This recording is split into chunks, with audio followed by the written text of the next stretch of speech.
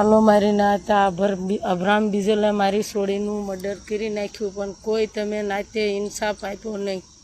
હું સંગીતાની માં બોલું છું કે મારી છોડીને ઇન્સાફ અપાવો, કે અબ્રામ બીજલે જ મરાવી નાખી મારી છોડીને.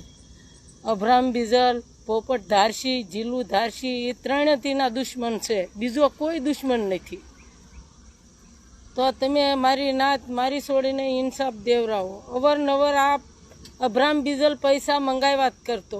છેલ્લા તો એને પોપટિયાએ મારી છોડીને માથે મેરામણ મૂક્યું ત્યારે અબ્રામ બીજલે મારી છોડી પાસે માંગણી કરી કે સંગીતા તું મને 25,000 મોકલાય એટલે મારે જવું છે ઉમરાળા જઈને મારે પોપટિયાને બોલાવવો છે. તો મારી છોડીએ કીધું કે તમારી માથે મેરામણ મૂક્યું તો હું 25,000 શેના દઉં, તમે જાઓ આમાં 5-5 લાખના કાયદા કરો, ખાસા હોય તો એ છતાંય અબ્રામ બીજલ ન માન્યો. અબ્રામ બીજલે મારી છોડીનું મર્ડર કરાવી નાખ્યું.